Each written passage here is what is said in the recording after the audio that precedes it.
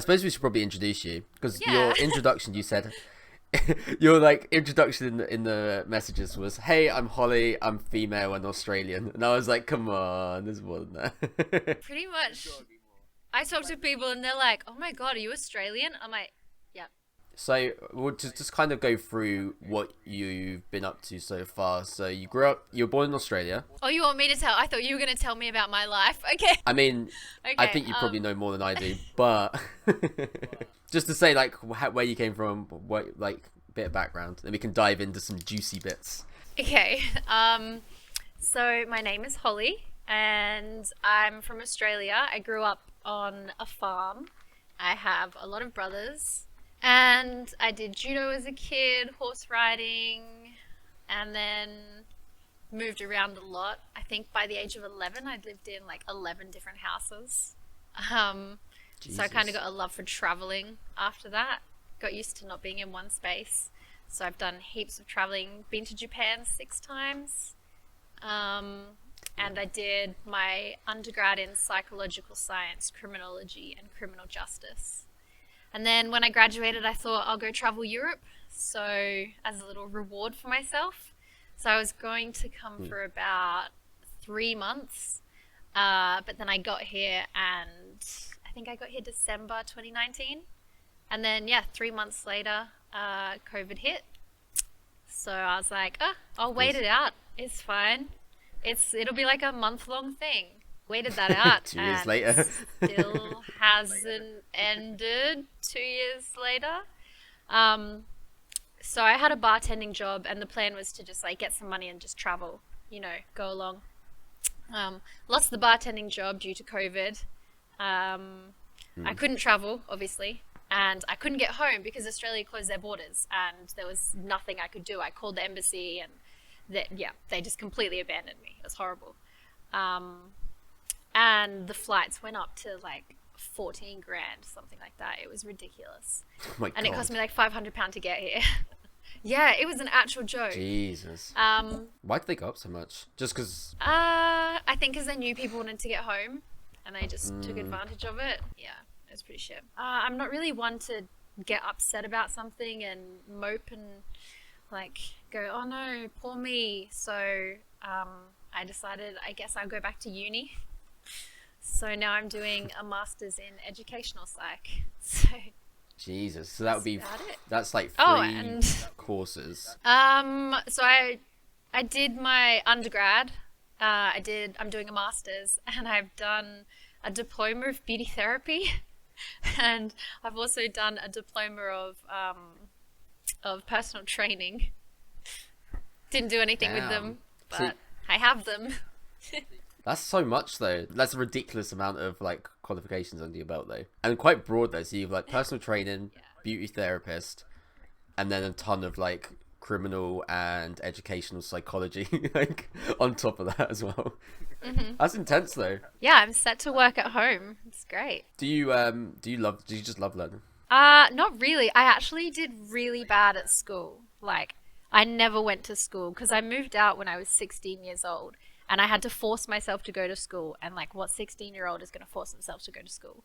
And I did so bad. The teachers pitied me, and that's the only reason I actually passed.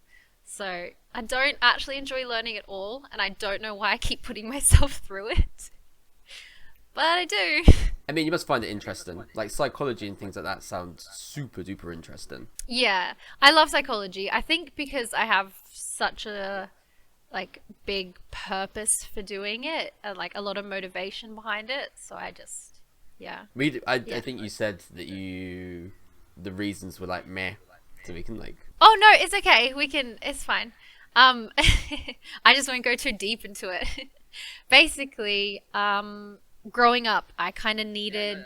Sorry, there's still a huge lag. We're on a huge leg, and I think Yeah, there is. that's right. We'll just go really slowly with like breaks. Okay, Yeah. okay.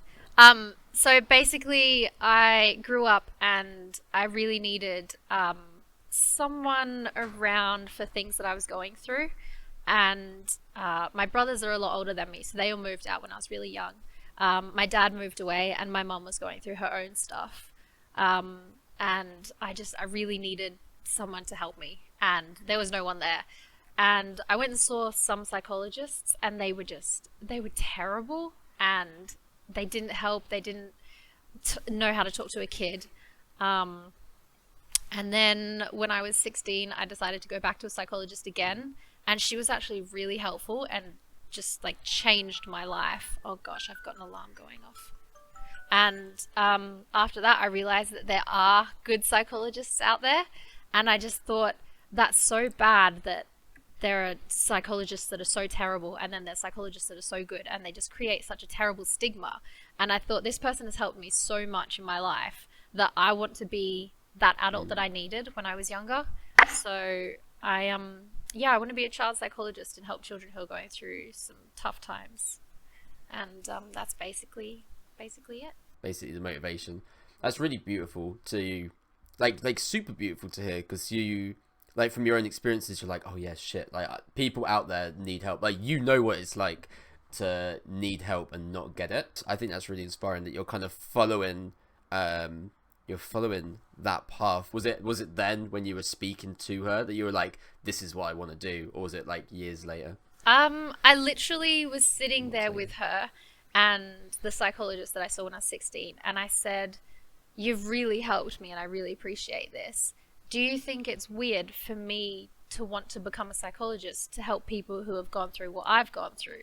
And she looked at me and she said, we're all psychologists for a reason. Like, we all got into it for a reason. I think it's a great idea because you'll have like a hands-on experience to help kids and you'll be able to empathize with them and stuff. And I was like, huh. And then the next day I applied, and that was it. That's so cool to, like, did you have any plans when you were younger of the kind of thing that you wanted to do? Had you done the beauty and the personal training courses before that, like speaking with her? Yeah, so I actually wanted to become a zoologist, or for a bit I wanted to become a lawyer, and I have dyslexia, so reading is horrendous. And my teacher was like, law has so much reading, so I was like, okay, I won't do law. Turns out psychology has so much more. Don't do it. And then I wanted to do zoology, and someone was like, oh, it's so much science. And I was like, oh, I hate science. Psychology is science. Don't do it. So basically, and I'm terrible at maths, and psychology is literally just reading maths and science. That's it, nothing else. It's horrible. But then I graduated school and I thought, I don't want to do nothing with my life. I've gone through some crappy things and I don't live at home and everything, but that doesn't mean that I should turn out like as, I don't know, someone without a job, you know. I don't have to have a terrible life. So I forced myself to go and do a diploma of beauty therapy just so I had something to fall back on. And then I started to enjoy personal training just from going to the gym. And I thought I'd do that at uni or something, like sports science. And then I did the year of diploma and decided that wasn't for me. So I did a few things first. It takes a while sometimes to find out what you want. For sure. It sounds like you are for the last few years you've been figuring it out. It maybe you don't see it this way, maybe I'm assuming, but you did kind of beauty therapy, which is helping people to feel like confident in themselves. You obviously did that at a young age, possibly going through something similar. Then you went through to fitness, like helping people with their like health and their nutrition and their body. And then, do you know, it's kind of scaled up. You're like trying to figure out new ways to help people. I'm assuming based on personal experiences, because I know you have a couple of like Instagram accounts which are kind of focused again towards like helping people. There's like a health account and like all this sort of stuff. So you're always trying to figure out, like you said, it takes a while to kind of get to know it. So you think with like psychology, you kind of feel like you found the avenue that you want to go down? Oh, definitely. Yeah, I feel like my sole purpose that I've chosen in life is to help people and to prevent, because pretty much in psychology, everything happens when you're a child that like roots everything, so that when you become older, when you grow up, everything kind of stems back to that. So if I can prevent that trauma, because I mean, I managed to prevent these things myself from like just never having a job. I could have just moved out and just done nothing. And I want to be able to help kids do that as well. So yeah, I think I found it. Definitely helping people. So there's so many different parenting styles kind of thing, and how the child will kind of grow up based on those. And the way that my brother and I grew up, we are supposed to both go into helping professions, and he's actually a surgeon, and then I'm doing psychology. So Wow. it's worked out the way psychology said it would. There seems to be like almost like a fear. You said there was a point in your life where you're like, oh, I might just like not have a job, like I'd live this terrible life, I'd just kind of settle for nothing. Like where does what does that include? Like where did that come from? What is that? Because it seems to be like a massive kind of motivating force that you're like, I've gone through shit and I'm not doing it, you know, I'm not going there. I think just because I had to start looking after myself quite young, and moving out so young and being so independent, I think it's kind of just made me, I've just kind of had to do everything by myself for a really long time. And it's just kind of pushed me to just keep trying and keep going, because I don't know, if a TV broke, I'm just looking at a TV, I'd just have to fix it myself. If my fire alarm was beeping, I'd have to fix it myself. Like I didn't have anyone to come and sort these things out. If my car broke, I'd have to fix it myself, you know? So I had to just keep teaching myself, and I learned that I don't actually need people to do all these things for me. I'm capable of doing them myself. Yeah, it's nice to have people do these things, but I can do all these things if I need to. And now I think that I just am constantly trying to prove to myself that I can actually do things. Like at school, again, I was so bad at school, and everyone was like, oh, she's going to fail, like she's not going to be anything kind of thing. And then I proved to myself that I was smart and I could do things. And I guess I'm just constantly proving to myself that I can do things to a healthy extent, of course. I'm not going to jump out of a plane thinking I can fly or something. I mean, some people do. I did it out of a tree once, thinking the same thing.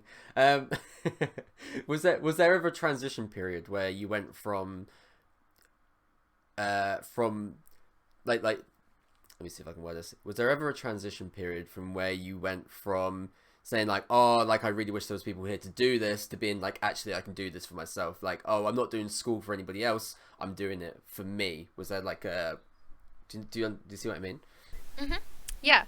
I actually went backwards, which is really weird. So because I didn't really have an option, and I was just thrown into the situation that I was in, and I moved out. I had to work to eat, you know, I had to work to pay rent.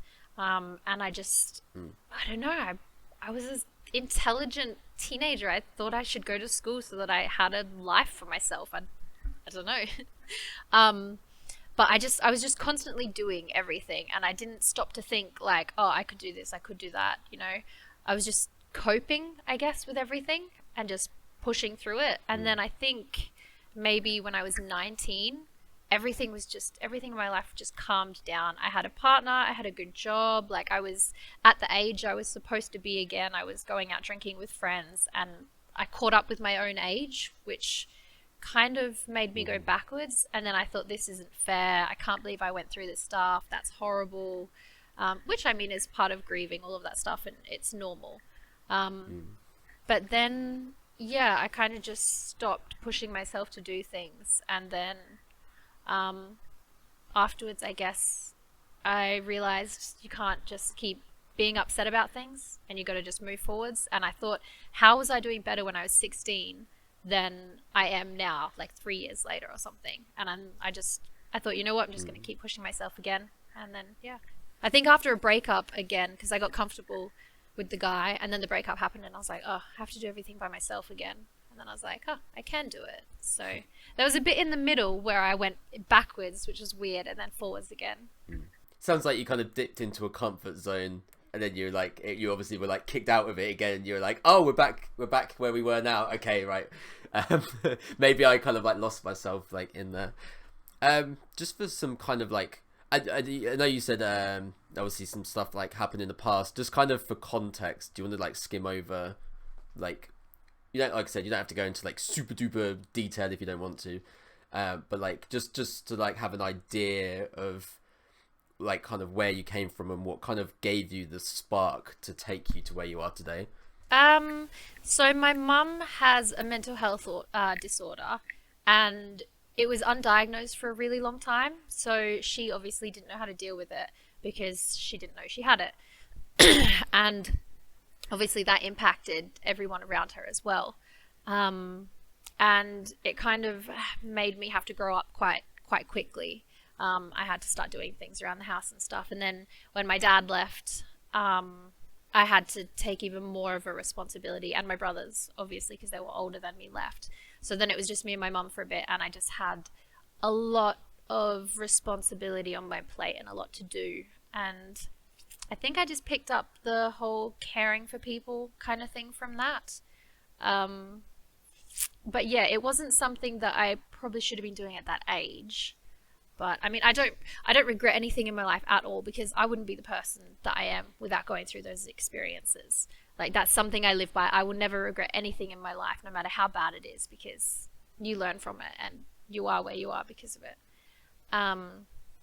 But yeah, that definitely put me on the path that I'm on.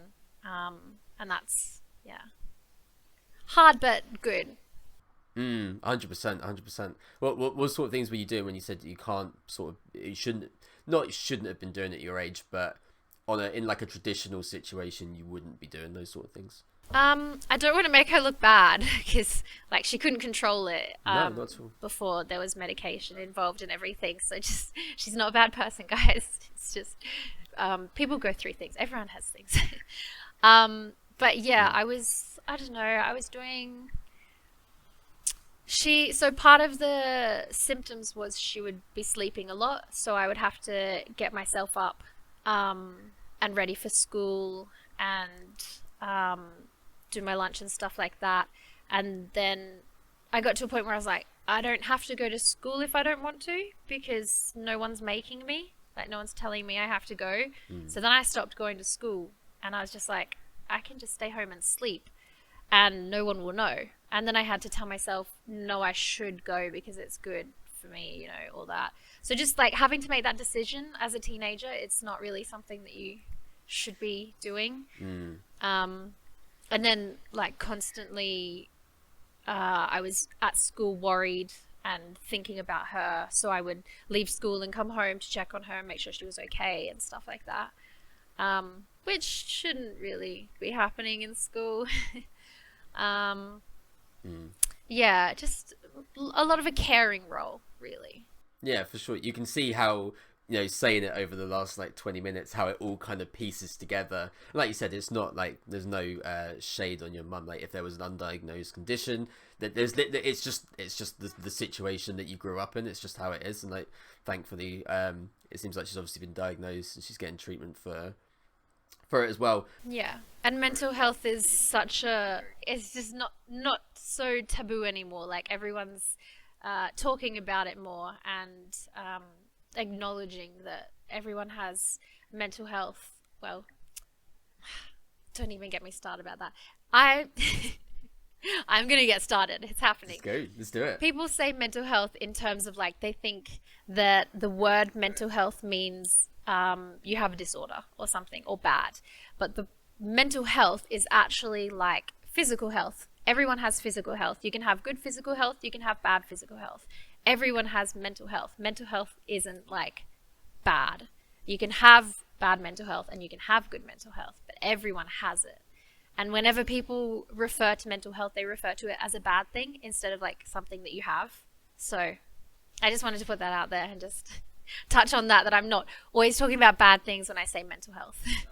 Yeah, for sure. Because if you go through a stage of growth, after your breakup, you said that you kind of went backwards. So you could say like your mental health went in a certain direction, and then you had a bit of an awakening. And you were like, well, actually, I'm going to get motivated, putting yourself in a good state of mental health. It's more like a spectrum of, and it probably varies daily, probably hourly in all fairness.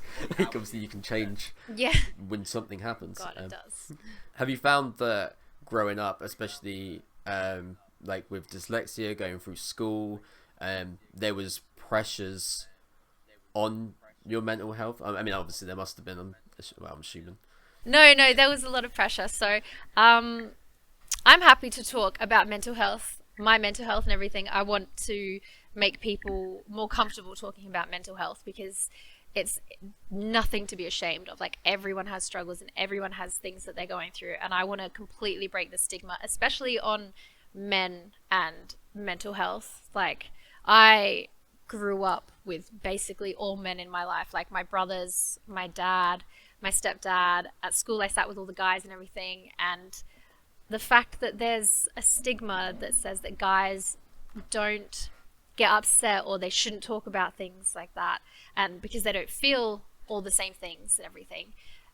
I've seen all of it, and like, I've been there and witnessed it, and it's just, it upsets me so much that people say guys can't talk about stuff, or guys don't cry or can't cry and everything like that. So whenever I see someone say something like in Twitch, like, oh, I don't cry because I'm a guy or something, I will literally jump in there straight away and I'm like, break the stigma, guys cry. You're allowed to cry. But yeah, there was a lot of pressure on me with dyslexia. I didn't realize that I had dyslexia for a while. It was my brothers that actually told me. I just hated reading. Like, I really hated it, and it would hurt my eyes. I went to see an optometrist, and she said I was sitting badly. She said it was the light and I was sitting badly. She gave me glasses. They didn't really help that much. But the words would kind of blend in with the page, because dyslexia for everyone is different. It's not just the being different letters in different spots. But yeah, it would kind of just like blend, and then it would just become like a really bright light. It's so weird to explain. And then sometimes the words move around, and then sometimes they look like a word that they're not. It's very hard to explain. And I just thought that I was just bad at reading. Honestly, in class, if I was supposed to read, I would read my line first, and I would practice it and keep saying it until the teacher would come to me and then tell me to read. And then I'd read it, and I just, like, I would count ahead how many people in front of me to see what line I would be. It was that bad. And because no one told me about it or anything, I didn't know what it was. So I just thought I was stupid. And I was like, I'm just terrible at reading. But then I had dyslexia. If something's that wrong, you should get it checked out. But how would you tell if something's that wrong? Like you said, in class, you're counting down the lines. And like, did you ever think like, oh, this is just how I do things, or this is how, like, what made you get that kind of mechanism or that technique to, and then to read, and then how did you realize that actually this shouldn't be happening? Well, that's a lot of questions to answer. So firstly, I started reading like that, counting purely because of embarrassment. Like, in high school, you're around a lot of people, you want to be accepted kind of thing. And I was just so embarrassed that I was the only person that struggled to read at that age. And I was like in high school, and I was like, this is so embarrassing. People are going to laugh at me, like they're going to think I'm stupid. And I mean, because I never really got good grades and I wasn't always like praised for doing well, I just put it up to stupidity. And then I was talking to my brothers about it, and they were like, you know, you should really get this checked out. It sounds like dyslexia. And I was like, oh, okay. Yeah, I'll get it checked out. And then, yeah, I got it checked out, and I did. But the question to that answer, it's a very good question. Because a lot of people ask me, they say, when do you think I should see someone? Like, when do you know when to see a psychologist or a doctor, or like talk about your problems and stuff? And I always say that as soon as it affects your quality of life, or you can't live with the best quality of life that you can have, that's when you need to see someone. So that was affecting my quality of life. Like, having a little bit of difficulty reading is not affecting it that much, but that was affecting me so much so that I was nervous, I was scared. Sometimes I wouldn't go to English class, I would have to count, I wouldn't listen to anything else, and that's like a significant thing. So that's what I would say when things are getting affected in your life. It makes a lot of sense, especially the thing that I would probably find difficult in something like that would be knowing that the quality of life is being affected. Because if you've just always been like that, it just seems normal, and it's obviously hard when you're in school because you're always comparing yourself to other people. So I kind of feel like either that makes it really obvious, or like you said, it just make you just like, oh, I'm just really stupid. I'm just not. Which could be obviously a huge knock to your self-confidence, your self-worth, and all the other stuff that connects with that. do you think it was having your brothers like kind of by your side and having their support that you were able to go through that? It was Or definitely identify it? talking about it because I never told anyone. I just did it. And then I actually decided to tell my brothers like what I was experiencing. And I told some of my friends, and I just decided to open up and share my experiences, even though I was embarrassed about it. And it was once I decided to share that I was able to see that it wasn't okay. So talking about things with people, even if it's just your friends or your family, is definitely helpful. 100%, 100%. It feels, and it's normally one of those things, at least in my own experiences as well, where you open up about something that's bothering you, whatever it may be, and then everyone's like, "Oh, you can like see this person," or "Oh, I did this in my own life, and you can do this." It's kind of what the podcast is founded on. Like people can go, "Oh, actually, it's not that bad." Like, I can. What was it like talking with your friends? Like, what made you have that conversation? Like, what was the conversation like? If someone was going through something similar, and they like, oh, I feel really isolated with this. Maybe I have dyslexia or ADHD, or I'm having problems with my weight or my body image or anything. What would you like? And they're scared to talk to someone about it. Like, what was your approach? What was the conversation like when you were like, okay, I need to talk to someone? Yeah. I was really embarrassed and I was really nervous. Same with my anxiety. So I have generalized anxiety disorder, and I was terrified to talk about that and ask people about that. But with both of them, I found someone that I really knew wouldn't judge me, and for me that was my brother, and one of my best friends. And I kind of just started mentioning things, and I was just like, "Is this normal?" kind of thing. And I just would say like, "Right now I'm anxious. Is that normal?" Or the pages are moving, kind of thing. And they were like, not sure. And then the more I spoke about it and the more I got comfortable with it, the less I was nervous and scared. So like right now I'm freely talking about it. But there's websites that you can use to talk anonymously to someone. So like Seven Cups, which I'm sure you can add a link to or something, is anonymous. Sure. No one knows who you are. You have a fake name. And you can just go talk to people who are somewhat trained in active listening. So I volunteer for them, and I had to do a quick course on how to talk to people, how to listen, and everything. So it's not just random people that don't know anything. They have got some kind of training, and you literally just talk to them. Some people just talk to them because they're bored, and you can just tell them, and then they might come back with something, and you can test that and see how comfortable you feel with it, or just a family or friend. But anonymous is usually helpful, especially over a screen as well. You don't have that person looking at you feeling like you're being judged. 100%. And you can just you can just disconnect if it's like, oh, I feel this is a really intense situation. You can just close the screen and it's gone, and you don't have to worry about it. I think I really like what you said about taking it slow, taking it steady, kind of just sampling, like dropping hints here and there, and kind of not walking on ice, but like taking it really slow and steady, and like seeing what the relaxation is, building up your confidence with it. I think that's really, that's really powerful, and it's obviously something that you've kind of practiced throughout your life in what sounds like plenty of situations, from studying, from going to school, from being in relationships, to traveling as well, which is obviously such a big leap to do traveling. I mean, you've been in the UK for what, nearly 2 years now, and obviously you've got friends here, but you were kind of like left here. Yeah, I booked a one-way ticket by myself. I just packed up and came. That's really cool. I love travel as well. I'm a massive fan, and did something similar where it was like New Year of 2017 or something, and we went out to a big party, and just had a like 3-day weekend. Went back home, and I was like, you know what? I'm in a position now where I can travel. Like I wanted to travel for ages. It's a new year, so I quit my job, and then 7 days later took a bus to France, and then just like went from there, just making it up.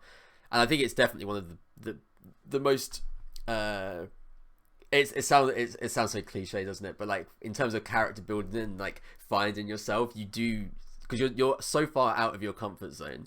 Honestly, I'm the same. I feel so lame saying that. On my gap but year. I legit, I feel like the whole cliche, oh, I'm finding myself. I feel so lame saying it. Yes. But honestly, I have, within like, I don't know, maybe 2 months of being here, I knew so much more about myself. I knew what I wanted, what I didn't want, the people I wanted to be around. I felt like I just escaped my entire life, came over, and I got to just start fresh and just be whoever I wanted because no one knew me.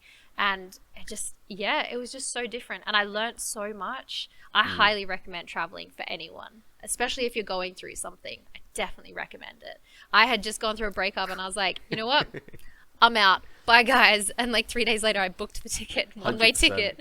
Yeah, 100%. amazing. What do you think you learned from traveling? When you say you learned about yourself, what kind of things were you learning? I learned, to be honest, probably the biggest thing, I learned how not to care what other people think or why you want to impress people. Like, I don't try and impress people anymore. I am who I am, and if people like it, they like it. If they don't, they don't.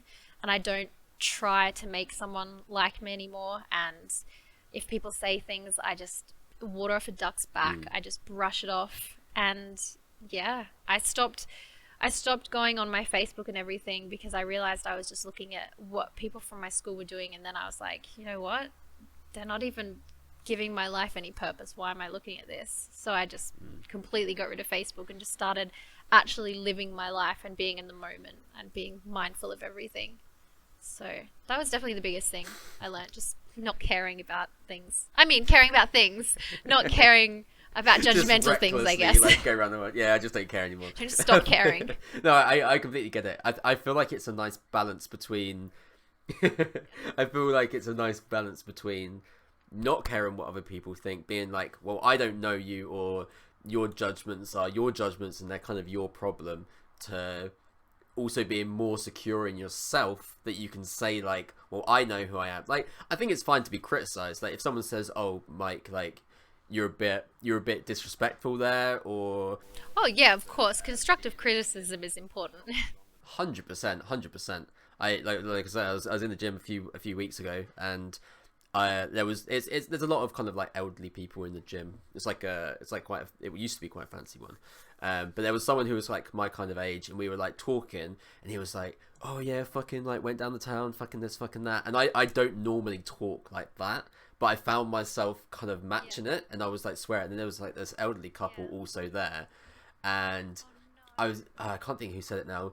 But it was in like a steam room or something, and they kind of like, we had the conversation for like 20 minutes. They kind of left halfway through, and then someone said like, "Oh, you were swearing like so much. I think you might have scared them off." And I was like, "Fuck." Well, not fuck. I was like, "Oh, like I just didn't. I didn't like. It wasn't respectful at all, and it was a moment. We just done like a whole workout and stuff. I wasn't like I wasn't even really listening. I was just like, yeah. But I was like, oh, I'm so glad that I got called out on it. Because I was like, yeah, I want to be more respectful than that. Like, there was a complete lapse of judgment. So yeah, definitely constructive criticism is good. No, definitely. I will take constructive criticism from people. But just be more secure in yourself. Don't take the hate. How do you differentiate between like hate and constructive criticism? Like, it personally? I would say if you feel like it's said with malice, or aggression, or it's said in the heat of the moment, I probably wouldn't take it as something about me, more about the other person. But if someone politely came up to me and said something, then I would probably think about it. And if I wasn't sure, I always do this, not if I wasn't sure. I would go to someone I trust, someone that I know would be honest with me. And I would just ask them, am I too loud in this situation? Because that's something that I am. In England, I'm a loud Australian. So I will check in with my friends and I'm like, am I being too loud in this situation? They're like, a little bit. And I'm like, okay, cool, thanks. But the only reason I know that is because someone told me that. But then I had to confirm it, because I'm not just going to take what people say just like that. Like, if someone says something, I'm like, yep, okay, that's me. I'm obviously going to confirm it and think about it in myself and think back to the situation and go, was I possibly too loud, or did I possibly swear too much, which I also do because I'm Australian. But yeah, definitely confirming with other people and thinking about it. It sounds like it's such a process, like you said. If you're on Twitter or Facebook or something, and there's like a little bit of drama going on, and like someone says something, and it's like you said, it's such a heat of the moment, like or even in like a face-to-face situation, it's such an emotional like stab, and it's like, this isn't well constructed, this isn't thought through. The fact that you can kind of go away, you think about it yourself, you ask a friend, like, it's not just like you say something and something changes, or you say something and you take it on board. It's like, actually, right, I'm going to hold on to this, I'm going to process it. And sometimes you need to be able to take yourself out of the situation. Like, if someone's being horrible, you need to be able to just, like, you go, you know what, this isn't okay, this isn't nice for me, I'm not enjoying this is making me feel bad, and you have every right to just be like, this isn't nice for me, and then just step away. You don't have to give a huge explanation if something's not nice. Just, I'm not enjoying this is horrible, can we discuss this later, kind of thing. 100%. But yeah, take the constructive criticism, but if it's getting to that limit where it's bullying or something, just take yourself out of the situation. Yeah, 100%. And then revisit it later if you need to. Yeah, 100%. Like you said, if you go away, you think about it, and you're like, oh, maybe they were onto something, then you can deal with that as and when, rather than being like in that intense moment. It's quite interesting. You say, like, obviously being in the UK as an Australian, I always in the past have seen it as being Australia and the UK are quite similar places, but it sounds like you've had a lot of different experiences. Honestly, I thought that they would be exactly the same. I was like, yep, English speaking, yep, we have the Queen, they have the Queen. That's pretty much it. We're the same. That was it. I was just like, English speaking and the Queen, yep, we're identical. No, because you guys founded Australia, so I was like, yeah, it'll be the same. It's not. It's not. You say courgette for zucchini, is it? Is Yeah, it courgette or zucchini? And aubergine is an eggplant. Like, what is an aubergine? Like, honestly. It's an eggplant, like. And, oh my God, the one that gets me the most, I still to this day don't know how to respond to it. Like, my friends watch me and they're just like, oh my God, this is so painful to watch. Like, with me, there's either I do great in situations, or I am the most socially awkward person you will ever meet. Like, I just, honestly. And people will say to me here, oh God, what's the phrase? You're right. People just say, you're right. And I'm like, yes, I'm okay, I'm healthy, why are you asking how I am?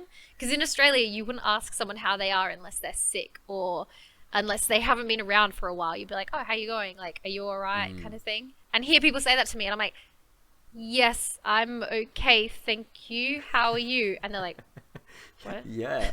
It's just so awkward. I hate it. People on the phone say it and they expect me not to say anything, because you guys just go, you're right, and then don't say anything, and then just start the conversation.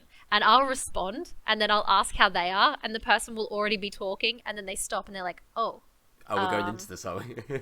yeah, good. Anyway, and then continue. And I'm like, that's quite interesting. This is what I've loved about Twitch. It's so embarrassing. This is what I love about Twitch, because there's so many, wherever countries you are, there's always so many. You've obviously seen it with traveling. There's so many culture differences, in the sense that they're like tiny things that you would never know just from like watching TV or watching YouTube or anything so like that.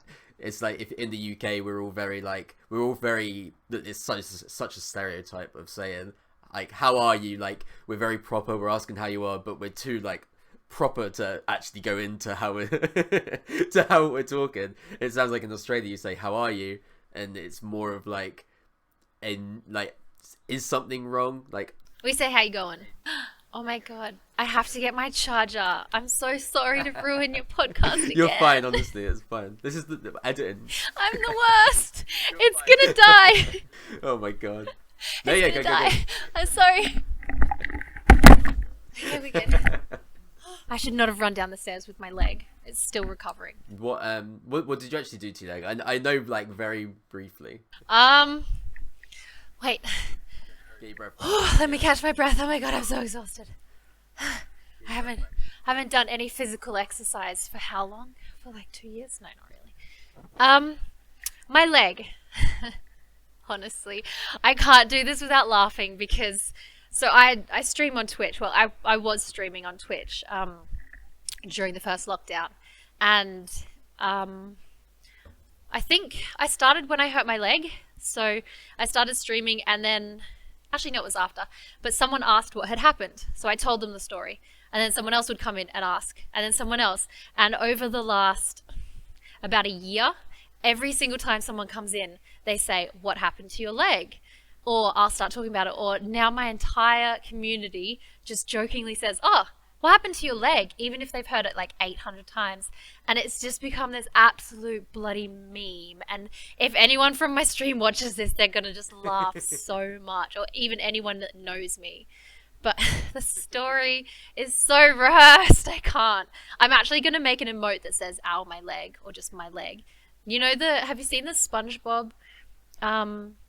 You probably haven't, but there's a little SpongeBob character, and in like every episode, he's just like, "Ah, my leg." Oh My stream yeah, says that. no, I think Go on, guys. Anyway, it's one of those things that like obviously you talk about things so openly, and with it you had like the what do you call it, like the metal thing that was on it? I had a brace. I had a metal brace on it. What does that do? Does that just keep it straight?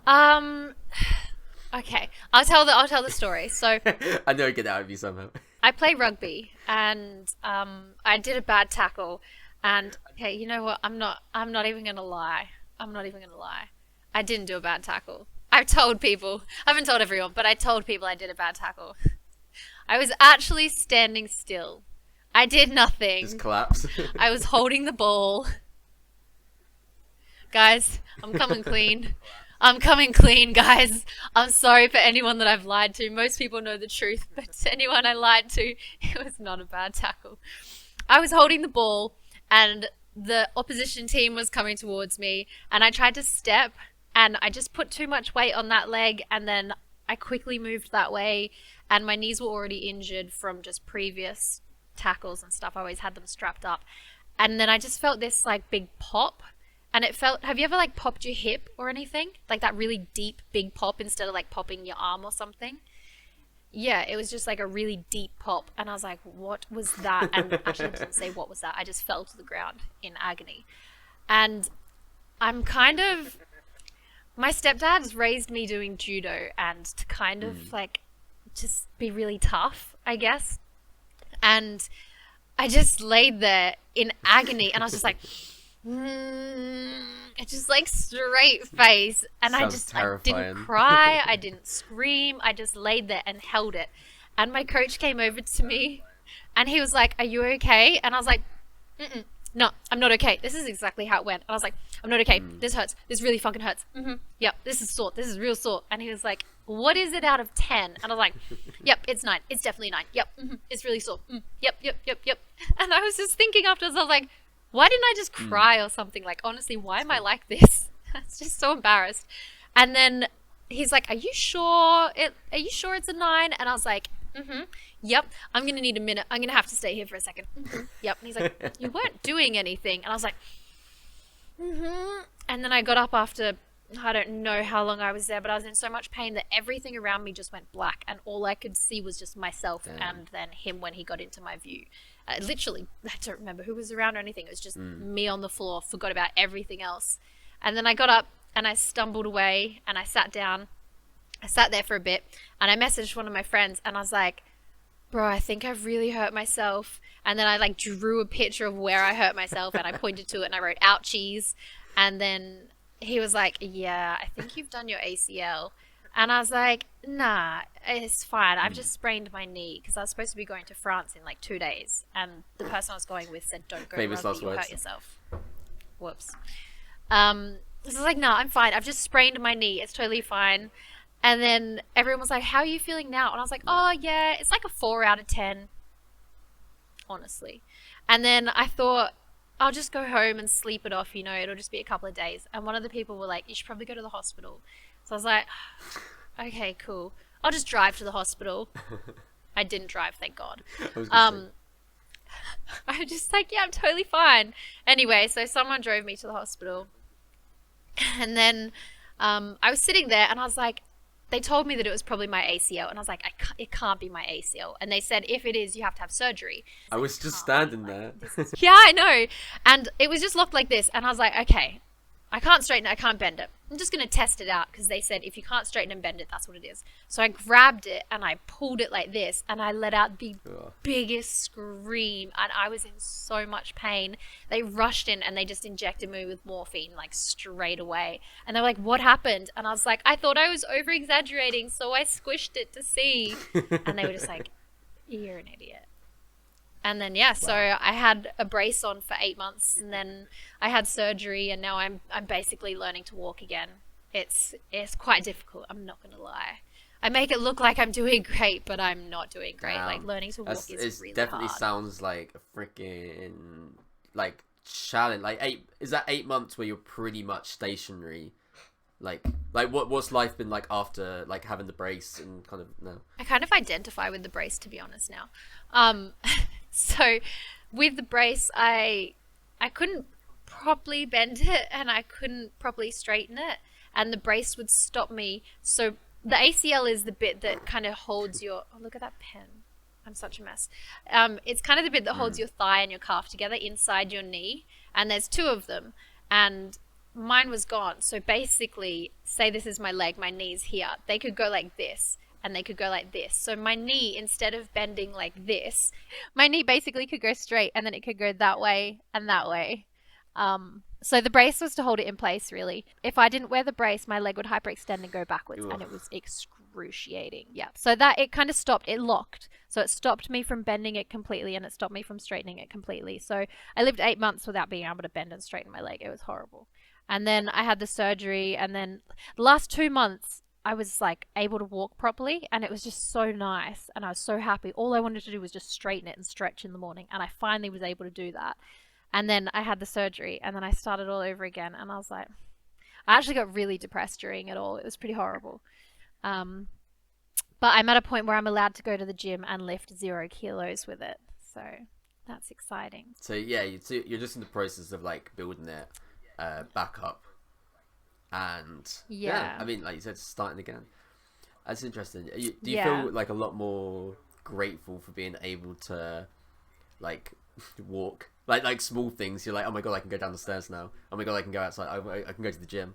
I would like to say yes, but because it's been so long, like when they happen, I'll take a moment. I'm like, oh my god, I couldn't do this before. But because it's been such a long process, I'm just so fed up and so exhausted. It's really hard to think, oh my gosh, I'm progressing, and I'm constantly like, oh, when will this be over? This is so annoying. So I purposely, whenever I do something that I couldn't previously do, I'll record it, and I've got like a whole folder on my phone called my leg. So I can actually see the progress and then take a moment and thank myself. It's actually just got dicks all in it. No, it's my leg, I swear. That's how I hide them. No one will look in there. So yeah, I'll record myself doing things like walking upstairs or straightening it. Like a couple of days ago, I recorded myself being able to do this with my leg and then back down. And then the other day I went to the gym and I recorded myself doing 2 one-legged squats, and then I fell over. Luckily, I didn't catch that. But hopefully, I'm going to the gym today. Hopefully, I'll be able to do a few more. I can balance on it, which is great. But yeah, so I do that to try and remind myself to be thankful and grateful. But apart from that, it's actually quite hard to think positively about these things until it's understandable seen. though. Yeah, I mean that's 100% understandable, especially when you're such an active. You just travel a lot. You do a lot of sports. You've done judo. You do rugby. Like all of that, you're a very active person. This is more like a barrier that's stopping you from being you. You're like, just fucking get me to the end, get it sorted, let me carry on. Yeah. Do you feel like you've kind of been in a stasis almost, like quite static? Not literally, but also literally. For like the last kind of 2 years, you must be quite eager to like break out almost. Yes and no. So because of all the things that I've tried to do and then they've been stopped, yes. Like I'm constantly upset and annoyed that I came here to travel and I haven't traveled. Like that constantly upsets me. Not gonna lie, I've cried about it quite a few times. But I also actively try to make sure that I go against that, and I've gone to France with some friends. I've been 3 times to France now, and I went to Santorini. I try and actively do things at uni. I started Twitch and stuff. So I've got a lot of things that I actually, and because I'm doing uni as well, I'm not actually ever still. Like I'm up at 12 o'clock. I wish I could say earlier. It's only recently that I'm up at 12. And then I'm up till 3 o'clock, and I'm constantly doing things. Like I never stop. Sometimes I wake up at 10 o'clock, but I don't wake up earlier than that. That's not me. So I don't feel static in terms of doing things, but in terms of doing what I came here for, yes. But then I need to remind myself that you can't plan everything in life. And I remember a quote, I can't remember it exactly, but it's life is what happens when you're making plans. So like what's actually happening while you're making the plans is life. And I just kind of, yeah, it's something like that, isn't it? And I just kind of try to think like, just stay focused on the here and now, you know, the whole mindfulness and everything, and just always bring yourself back to where you are and think positively about the current day and things like that. And everyone keeps asking me like, when are you going back to Australia? And I've got an outlook now because of COVID that I don't plan that far ahead. Like I have goals and things I want to do and things I'd like to do, places I'd like to be, but I won't set exact dates for things and like exact achievements that I have to do and then try and stick to it and then get upset if it doesn't happen. I'm a lot more flexible now and more accepting when things don't work out. No, that makes perfect sense. Like you'll know that you'll go home one day. Yeah. Unfortunately. Unfortunately. No, you know that you'll go home one day. You'll know that you'll like travel more. You know that you'll do this. You know you'll do Twitch. You know you'll do like masters. Like you said, you know obviously some stuff has deadlines, but that's nice. It's a nice way to look at life. I really respect that. Like knowing, like you said, it's good to have goals. Good to have aims rather than like I'm going to go home to Australia this year, like on summer or whatever. Like you just do it as it comes, because obviously opportunities will come and go as and when they please. It's been awesome to hear your story. Like really, really awesome. I can't believe it's been over an hour, and then obviously with the other recording as well, it's like. Thanks. Oh my God, has it? It's flown by. Yeah, absolutely flown by. It's so I'm nice so sorry. to hear your story. It's a lot longer. I swear you said 40 minutes. Yeah, it's 40 minutes minimum to like an hour. But it's so brilliant to hear your point of view. I love how like motivated, like your drive for life, like your drive for helping people. And it's so nice to see. This is what I love about the Hour podcast, because you can hear someone's life. You're like, right, I grew up here. I did this. I did this. I did this. Now I'm doing this. This is my future plans. And you can see how it all ties together, right, in a really simple way. And it's like, I don't know, it's really inspiring to hear.